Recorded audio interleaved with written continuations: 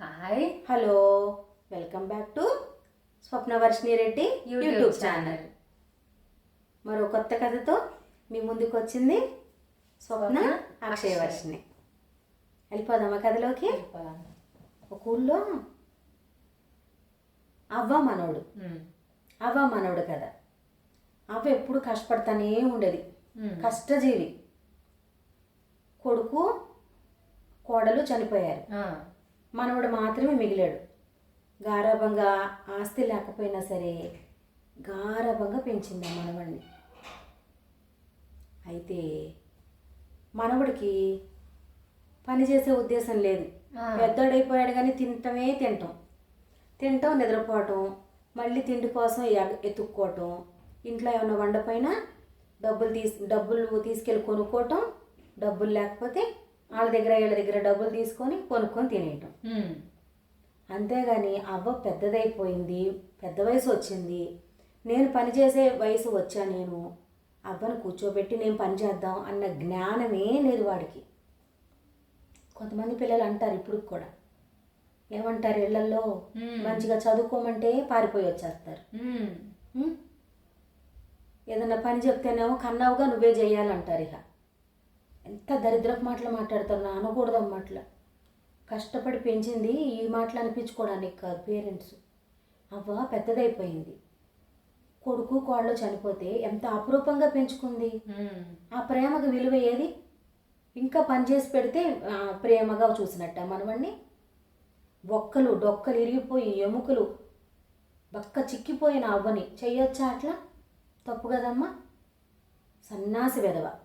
చాలా కష్టంగా ఈదుకుంటా, రాకపోయినా కాళ్ళు ఈదుకుంటా ఆసాం దగ్గర పనిచేయటం, వీడి మొహానే తిండి పడేయటం, ఈ కడుపు కూడా కొట్టుకొని వాడికి పెట్టేది. వాడికి అంత చేసినా కూడా కష్టం అనేది తెలియకుండా తిని కూర్చోవడానికే ఇష్టపడుతున్నాడు. అయితే అవ్వ ఒకరోజు చాలా చిరాగ్గా చెప్పింది. ఒకరోజు పొమ్మంది ఇంట్లో నుంచి, నేను నిన్ను లాగలేకపోతున్నాను, ఇంకా నా బతుకంతా మింగేశావు, నా వయసు చిన్నప్పుడే నాకు కష్టాలు, దానికి తోడు కొడుకు కోడలు కూడా చనిపోయారు, అతి కష్టం మీద నిన్ను లాక్కొచ్చా. ఇంత వయసు నేను 20 ఏళ్ళు గాడిదలాగా పెరిగావు, కాబట్టి ఇంకా నేను ఇంట్లో పెట్టుకోలేను, అసలు చాలా కష్టపెడుతున్నావు నన్ను. వయసు వచ్చిన వాళ్ళు ఎలా ఉంటారో అలా లేవు నువ్వు, బిచ్చగాడనయ్యో నీకంటే, చీ అంటే పోతాడు. నువ్వేమో అప్పులు చేసి తింటున్నావు, తీసుకొచ్చి ఆ కొట్టు 10 రూపాయలు 20 రూపాయలు పట్టుకొని తినేస్తున్నాడు. తినకూడదు కదమ్మా అట్లా. ఇంట్లో ఉన్నది తినాలి. పోనీ ఇంట్లో అవ్వ డబ్బులు లేకపోతే వేరే షాపుల దగ్గరికి వెళ్ళి అప్పు చేసి తింటారా? ఇంకా కష్టం కదమ్మా అవ్వకి. అట్లా బాధపడుతుంటే అవ్వ వెళ్ళిపోమంది. ఇంకా నేను భరించలేను అని చెప్పి, అదే ఇంత చెప్తున్నానంటే అంత బాధ వచ్చింది అవ్వకి, అది చెప్తున్నా. అయితే వీడు పొమ్మనేసరికి పోయాడు. ఈసారి పోయి చీకటి పడిపోయింది. కాలువ గొట్లమ్మటి పొలం కట్టమ్మటి పడి తిరిగి సాయంత్రానికి చింత చెట్టు దగ్గర కూర్చున్నాడు ఊరి చివర. చీకటి పడిపోయింది. అర్ధరాత్రి కూడా దాటిపోయింది. అర్ధరాత్రి కూడా దాటిపోయాక ఆ చెట్టు పైన ఒక దెయ్యం ఉంది. ఆ దెయ్యం ఇల్లు చూస్తానే ఏముంది, పొద్దున్నుంచి ఆడుకోవటం, పాడుకోవటం, గట్ల మీద తిరగటం, సాయంత్రానికి తన చెట్టు కింద కూర్చోవటం అన్నీ గమనించి చెట్టు కిందకి దిగింది. వీడికి ఆ భయం కూడా లేదు దెయ్యం వచ్చేసిందని. అయితే దెయ్యం వచ్చి ఏం మాట్లాడింది, నాకు మనుషులంటే చాలా ఇష్టం, నేను ఎప్పుడు కూడా మనుషులను చూస్తూ ఉండటానికే ఇష్టపడతాను, ఎప్పుడు కనిపిస్తారా అని నాకు కాలక్షేపం అదే. అటు పోయేవాళ్ళు ఇటు పోయేవాళ్ళని నేను చూస్తూ ఉంటాను, కొట్టంటున్నాను. చెట్టు మీద కూర్చొని అదే ఇక నాకు కాలక్షేపం అంటదన్నమాట. ఏం కాలక్షేపం, నువ్వు ఎందుకు వచ్చావు అని అడిగిద్ది. ఎందుకు వచ్చావు అని అడిగితే ఏం చెప్తాడు వీడు, మనుషుల బతుకులు ఏమీ బాగోవు, అసలు ఏమీ బాగోలే, నువ్వు ఊహించినట్టుగా ఏమీ లేవు, అక్కడ పరిస్థితి ఏమీ బాగోదు, మనం మానవులు అది పని చేయాలి, స్నానాలు చేయాలి, తినటానికి డబ్బులు తెచ్చుకోవాలి, తలకాయ దూకోపోతే తిట్టేది మా అవ్వ, స్నానం చేయకపోతే తిట్టేది, తినటానికి ఏమన్నా ఎక్కువ తినటానికి ఉండేది కాదు, షాపుల్లోనేమో ఇవ్వమంటే ఇచ్చేవాళ్ళు కాదు, ఫ్రీగా ఇస్తారు షాపులలో, వాళ్ళు కష్టపడేది వీడికి పెట్టడానికి. ఈయన మేపడానిక వాళ్ళు షాపులు అద్దులు కట్టి షాపులు రన్ చేసేది. ఈ దరిద్రపు మాటలన్నీ భూతానికి కూడా చెప్పాడు. దెయ్యానికి ఏమో మనుషుల్లాగా ఉండాలని. తను ఏ 20 ఏళ్ళ నాడో చనిపోయింది. మనిషిలా చూస్తుంది కానీ మనిషిలాగా ఫీల్ అవ్వలేకపోతుంది.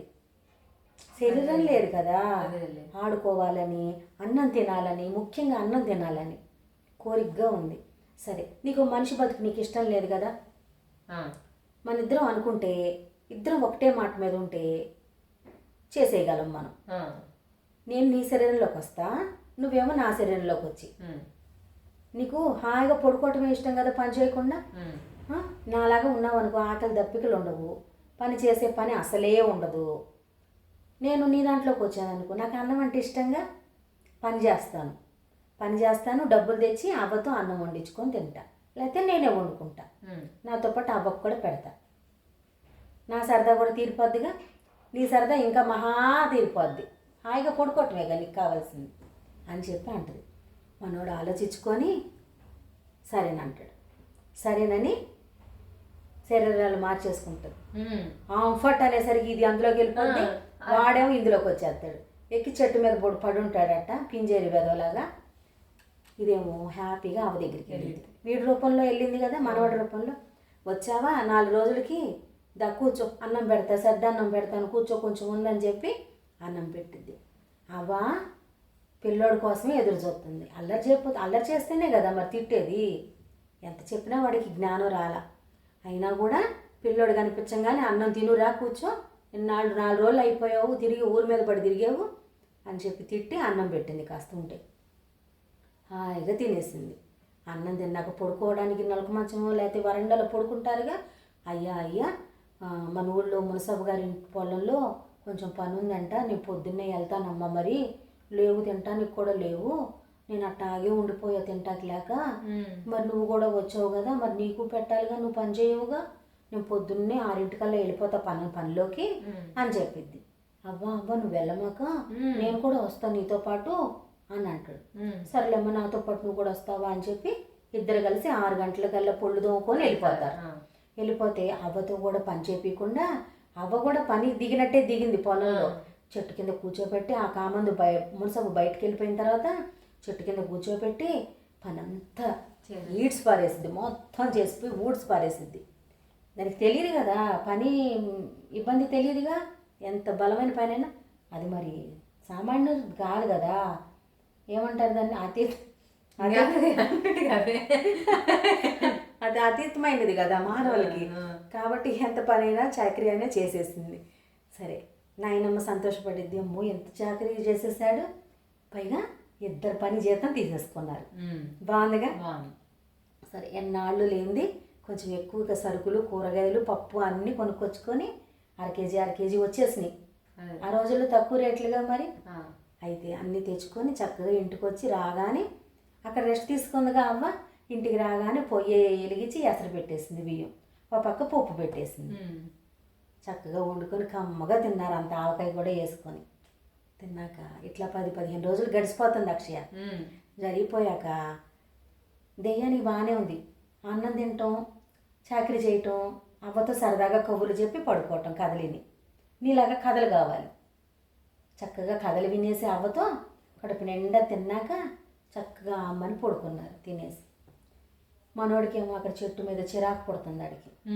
చాలా రోజులు అయిపోయింది మరి, మనిషి లోకం పోయింది కదా, తేలిపోతున్నట్టు ఒక రకం. ఇప్పుడు మనం జైంట్ వీలు దిగుతుంటే పైకి వెళ్ళిన తర్వాత దిగుతామే, ఎలా ఉంటుంది, బరువుగా ఉంటుంది, గుంటలు బరువెక్కిపోయినట్టు, ఫ్రీగా నడిచినట్టు ఉండదు. ఇక దాని పరిస్థితి కూడా అంతే, గాలిలో తేలినట్టు ఉండదు, దిగుతున్నట్టు ఉండదు అనమాట, పడిపోతున్నట్టు. ఇక అంతే, పడిపోతున్నామో ఎగురుతామో తెలియని పరిస్థితుల్లో ఉంటాం ఈ జైంట్ వీళ్ళు. పైనుంచి దిగేటప్పుడు పరిస్థితి అదనమాట. అట్లా ఉంది వీడికి. ఏడుపు మొహం పెట్టుకున్నాడు. సరే, ఒకరోజు మధ్యాహ్నం అయ్యి దాటిన తర్వాత ఈడ్చుకుంటూ ఎగురుకుంటూ ఇంటికి వచ్చేసాడు. మరి భూతం నడిచేదేముంది, ఎగురుకుంటే ఠామ్ ఫట్ అనగానే వచ్చేస్తుంది. వచ్చేసరికి వీళ్ళిద్దరూ అన్నాలు తిని కబుర్లు చెప్పుకుంటున్నారు. భూతంతో మాట్లాడాడు అవ్వ పక్కకి వెళ్ళాక. సరే కానీ నా శరీరం నాకు ఇచ్చేసేయి, నాకు చాలా విసుగ్గా ఉంది, అలా ఉండాలంటే ఖాళీగా నాడు ఖాళీగానే ఉండాలనుకున్నాడు. ఇప్పుడు ఖాళీగా మరి ఉంటాను ఖాళీగా అసలు. ఉన్నాడా? కొంచెం చేసేవాడు, అచ్చంగా చేయకుండా లేడు. ఒక అరగంట గంట ఏదో ఒక పని చేసేవాడు పొలంలో. కాకపోతే తిట్లు తినేవాడు. ఫుల్ జీతం తెచ్చేవాడు కదా, గంటకే ఇచ్చేవాడు జీతం. మరి రోజంతా పని చేస్తేనే కదా జీతం ఇచ్చేది, కూలి పని. నువ్వు గంట 2 గంటలే చేసి ఫుల్ డే శాలరీ కావాలంటే ఎట్లా? అందుకని తిట్లు తినేవాడు అనమాట అందరితో. అయితే ఇప్పుడు ఆ పని కూడా లేదు కదా, అస్సలు ఇష్టం లేదు. అక్కడ చెట్టు కింద ఊరికి పడుకోవటం విసుగు వచ్చేసింది. నిద్రపోలేకపోతున్నాడు. అన్నం కూడా తినటానికి అవసరం లేదు అసలు, దానికి తిండి కావాలి. కానీ అన్నం తినలేదన్న బాధ. నన్ను తినేసాడు కదా ముప్పొద్దులా, ఇప్పుడు అది తినటానికి లేదు. అలవాటు పడిపోయాడు కదా, అది దొరకపోతే లేదని బాధ. అన్నీ ఉన్నోడికేమో ఇంకేదో బాధ, లేనోడికేమో ఇంకేదో కావాలి. ఉన్నోడికేమో ఇంకేదో కావాలి, లేనోడికేమో కావాలి. అసలు లేనోడేమో చూస్తూ ఉంటాడు. అట్లా ఉంటాయి అన్నమాట మాటలు. ప్రతి ఒక్కరికి ఏదో ఒకటి కావాలి, అంతేగా తిప్పి ఏదో ఒకటి కావాల్సిందే అందరికి. వద్దు అని మాత్రం లేదు, బతుకంతా అంతే. ఎన్నున్నా మనిషి జీవితమే అంత అనుకుంటే అది దెయ్యానికి కూడా అలాగే ఉంది కోరికలు. సరే అయితే కుదరదంటే కుదరదంది భూతం దెయ్యం. నాకు బాగుంది, నేను పని చేస్తున్నాను, నేను ఖాళీగా ఉండలేను, నాకైతే బాగుంది పని చేయటం, అవ్వ నేను వండుకు తినటం, కథలు చెప్పుకొని పడుకోవటం, మంచి జీవితం నాకు. నేను ముందే చెప్పాను, మన ఇద్దరం అనుకుంటేనే జరిగింది. ఇద్దరం ఒకటే మాట మీద ఉండాలి. ఒకళ్ళు ఓకే అని ఇంకొకళ్ళు కాదంటే కుదరదు. నీ శరీరంలోకి నేను రావాలన్నాను, నువ్వు కూడా నా శరీరంలోకి రావాలనుకున్నాను. ఏకదం ఇద్దరం అయిపోయాం, చేంజ్ అయిపోయాం. ఇప్పుడు కూడా నువ్వు కావాలనుకుంటున్నావు నాలాగా. అవును, అంటే నీ రూపంలోకి నువ్వు రావాలనుకో, కానీ నా రూపంలోకి నాకు ఇష్టం లేదు రావడం, కాబట్టి జరగదు.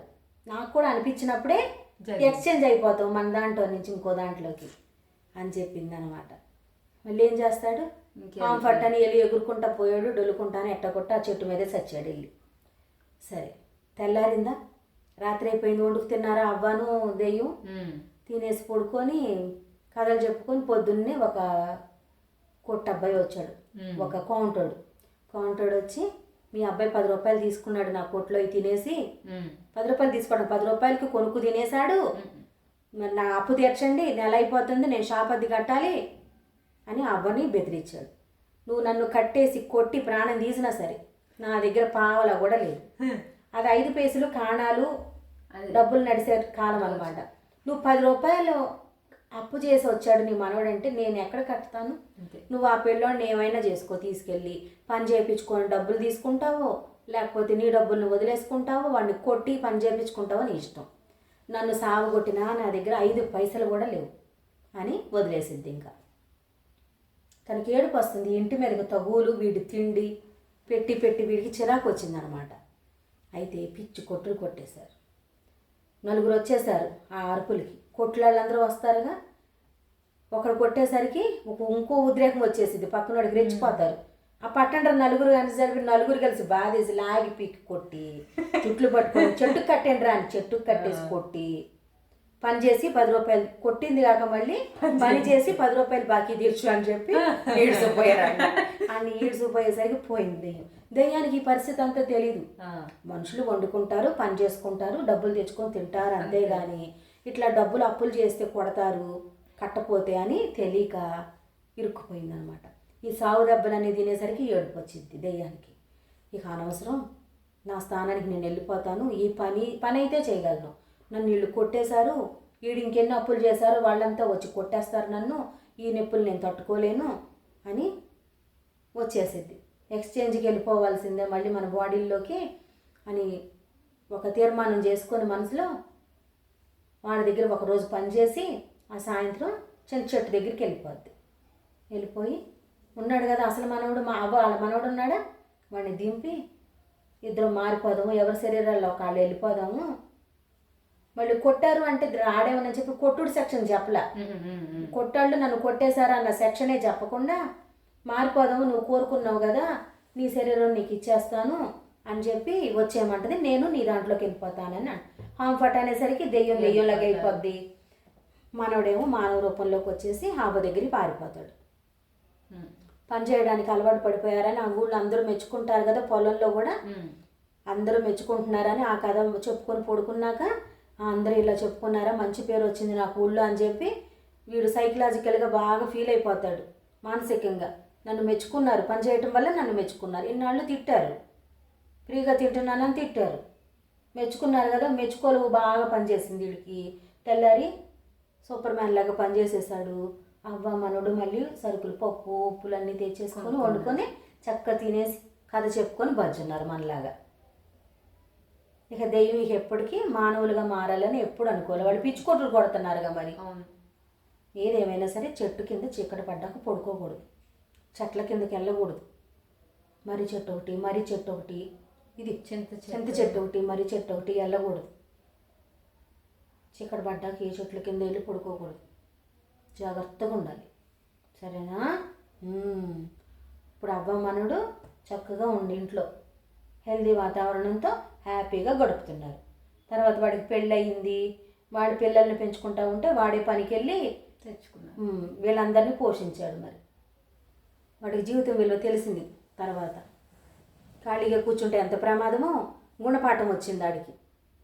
బతుకు కష్టమైపోద్ది కూర్చొని. ఏముంది, నడుములు లావైపోయి కష్టమైపోద్ది బతుకు, హెల్త్ పాడైపోద్ది, శరీరం ఇంకొకళ్ళు ఎక్కిరిస్తూ ఉంటారు, కష్టమైపోద్ది బతుకు. మెంటల్గా కూడా డిప్రెషన్కి లోనైపోతారు ఏ పని లేకుండా ఉంటే. ఒక వ్యాపకం అనేది ఉండాలి. డబ్బు సంపాదన ఒక్కటే కాదు, ఒక వ్యాపకం ఉండాలి, మనసు ఉల్లాసంగా ఉండాలి. కాబట్టి మంచిగా ఏదో ఒకటి పని చేయాల్సిన అవసరం లేకపోయినా సరే ఒక వ్యాపకం పెట్టుకోవాలి. అప్పుడు సంతోషంగా లైఫ్ ముందుకు వెళ్ళిపోద్ది. సరేనా? కథ నచ్చిందమ్మా? నచ్చిందంట మా అమ్మకి కథ. మా అమ్మకి నచ్చేసింది కథ. కంచికి మనం ఇంటికి వద్దు. సరే, కథ ఎప్పుడు కంచికి వెళ్ళిపోవాలి, మనం మాత్రమే మన ఇంట్లో ఉండాలి. మా అమ్మ బంగారు తల్లి, చిట్టి చిలకమ్మ. సరే, ఈ కథ కనుక మీకు నచ్చితే లైక్ చేసి మీ ఫ్రెండ్స్కి షేర్ చేసి మంచి కామెంట్ పెట్టండి friends. Please subscribe Swapna Varshini Reddy YouTube channel. Thank you. Bye.